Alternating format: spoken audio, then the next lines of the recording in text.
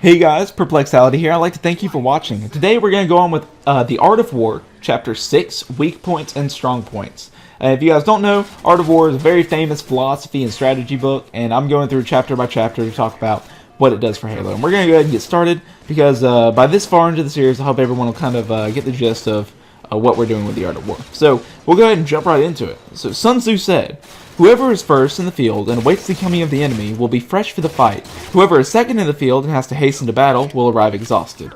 Therefore, the clever combatant imposes his will on the enemy, but does not allow the enemy's will to be imposed upon him." So, what he's saying is that whenever you're going out to fight somewhere, there's going to be one side that's a lot stronger and better, because let's say they're holding a position already. They already have the power weapon, they already have the high ground, and they're very prepared and waiting for people to come out. You, who only has a primary weapon, is going to sprint to the top of the map alone, and it really doesn't even know that they are there. You are going to be caught in an ambush. One of Sun Tzu's favorite strategies that helped him win tons of fights was to put oil into fields and plains, and when the enemy is about midway through the field, light it on fire. So not only do you kill the people in the flames, but you actually separate their army into two different halves, which you can then attack individually, and that gives you a much greater advantage over them. So it's basically, you have the advantage by setting up traps, setting up good places for nade pockets, different things like that, using your power weapons if you go ahead and set up where the enemy is going to be. And when he says impose your will upon the enemy, basically, you can force people to come to you. If you hold top mid, you can force them to kind of come to you for power weapon spawns. If they need it to move objectives, to gain map control, they will have to come to you. So you want to hold positions or weapons that will force them to have to be able to attack you, or even objectives. And then through holding those power weapons, objectives, and positions, you gain the advantage by making them come to you and then being able to set up for the fight. Some people call this camping. I really don't think that camping is bad. Camping is a strategy, and I'm just going to leave it at that, because I do it a lot. So, by holding out advantages to him, he can cause the enemy to approach of his own accord, or by inflicting damage, he can make it impossible for the enemy to draw near. If the enemy is taking his ease, he can harass him. If well supplied with food, he can starve him out. If quietly encamped, he can force him to move. Appear at points where the enemy must hasten to defend. March swiftly to places where you are not expected. So, this is just various strategies of what you can do to your enemy to make him kind of fall into your trap, and don't let him have his way. It's all about not letting the enemy have his way, because once he has his way, he's going to start using that leverage to gain positioning and everything. So, you hold out something that he needs. He needs this flag. So what are you going to do? You're going to set up at the flag and get ready to kill him, You can, if you hurt them, if you kill a lot of their players, they kind of got to retreat back, so they don't have a lot of map control, and that's a good way to kind of get them out of map control and then move yourself in, is by killing a lot of them off. If he thinks he's got an easy game, make sure that you're really harassing the guy who's just kind of making it look easy, because odds are that you're going to really kind of stress him out and force him to move back, and he won't have as powerful of a position. So different things like that. So he says, an army may march great distances without distress if he marches through country where the enemy is not. You can be sure of succeeding in your attacks if you only attack places which are undefended. You can be assured of safety of your defense if you only hold positions that cannot be attacked. Hence, the general is skillful in attack whose opponent does not know what to defend, and he is skillful in defense where the enemy does not know what to attack. O divine art of subtlety and secrecy! Through you we learn to be invisible, through you inaudible, and hence we can hold the enemy's fate in our hands. So basically he's saying that a lot of it is just being secretive about what you are going to do, or being sure of yourself. If you have top mid and you have a bunch of guys set up there and it's impossible for the enemy to come at you, then you're going to be able to hold that position no problem. It's a much worse problem if you don't get prepared, you don't get set up to hold positions like that. And make sure you only attack places that you can handle. A lot of this is like not challenging fights where you aren't sure if you're going to win and stuff. So, in Halo and stuff, you'll be behind cover, you'll be no shield, they'll be no shield, you think you have it, you'll jump behind out and cover, the enemy knows you're going to jump out, and he's waiting for you, and you jump out and rush him, and you're going to die. And, he was the one being patient, camping you out, and you're the one rushing and ultimately dying because of it. So a lot of this is making sure you only attack when you know you're going to win. My philosophy is by the time I've taken 2 bullets, I just stop shooting and I run away. Even sometimes if I have the advantage, unless I really need to win the fight, I'll just run away. And that helps me out a lot. Just pretend like you're kind of half shield already. You don't want to start on fights unless he doesn't shoot at you for the first 2 or 3 shots anyways. And through that, you're going to gain a lot more advantages. We're going to skip over to part 16. The spot where we intend to fight must not be made known, for then the enemy will have to prepare against possible attacks at several different points, and being thus distributed in many directions. The number we shall have to face at any given point will be proportionally few. For should the enemy strengthen his van, he will weaken his rear. Should he strengthen his rear, he will weaken his van. Should he strengthen his left, he will weaken his right. And should he strengthen his right, he will weaken his left. If he sends reinforcements everywhere, he will everywhere be weak. Which basically is saying that if, let's say someone holds top mid, if they know you're going to be going to top mid, you've gotten very predictable, then they're just going to hold top mid. They don't have to worry about purple forest. But if you start going through purple forest, then they're like, oh no, he's gonna go over there. We better send 2 guys over there to head him off at purple forest.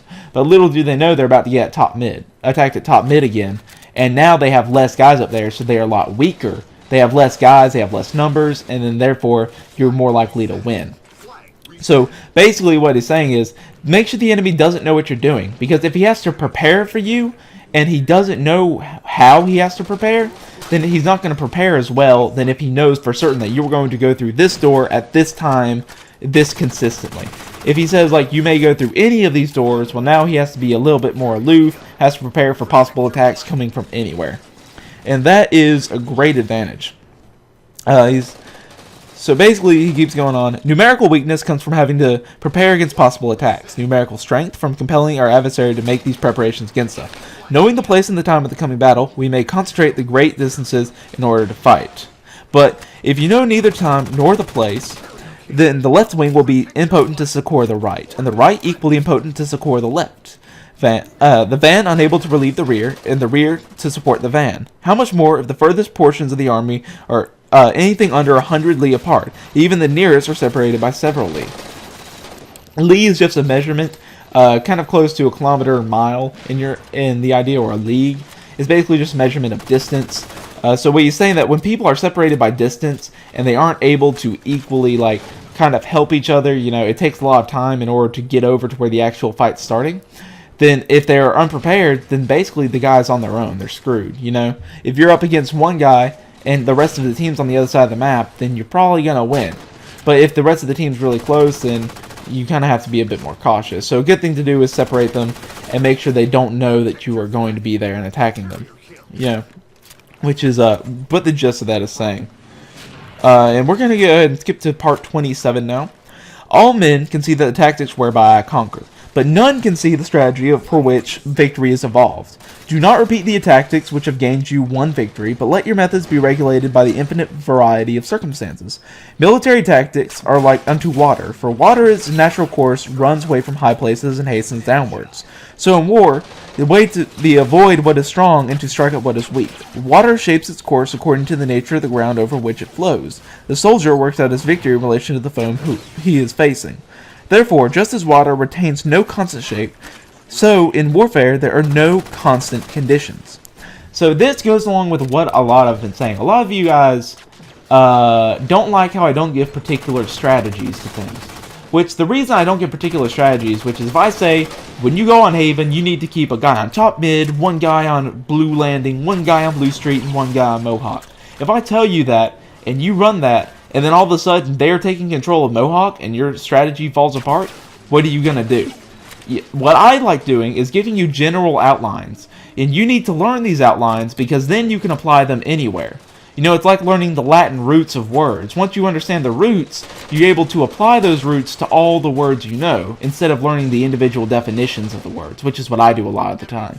Which I don't like doing a lot of the time is learning individual definitions. I like learning the general roots, and then I can just apply that and figure out what it means. And different things like that. It helps a lot with my Spanish and whatnot. So it's a good thing to understand the general ideas, is what he's saying. So when you have two strategies, you never want to do the same strategy twice, because no two games are the same. You know, you've never seen me play one game the exact same way, or else, you know, it'd just be identical gameplay. You have to change it and adapt how you're playing compared to how the enemy is playing. And if you do this, you'll therefore be able to be more adaptive, more responsive, and more flexible to what the enemy is about to do. And therefore, you will be able to counter them a lot better. So that's a lot of what I teach, is to learn these general things, therefore you can apply them individually. So that's actually what Sun Tzu is saying here, is that no two strategies need to be the same. You need to learn how to adapt your strategy. So he says, he will win who can modify his tactics in relation to the opponent and thereby succeed in winning. May he be called a heaven-born captain. So basically, this is just what I just said, that you need to learn to change how you play in relation to the other player. A lot of the times in 1v1s, I'm a lot better at my second half of the 1v1 than I am at the first half, because by the second half, I've got an idea of how the enemy plays. And by understanding how the enemy plays, I'm able to predict what he's going to do, and be able to change how I play in the way that he predicts I'm going to play, and how I predict he's going to play. And the last line says, the 5 elements, water, fire, wood, metal, and earth, are not always equally predominant. Those 4 seasons make way for each other in turn. There are short days and long days. The moon has its periods of waning and waxing.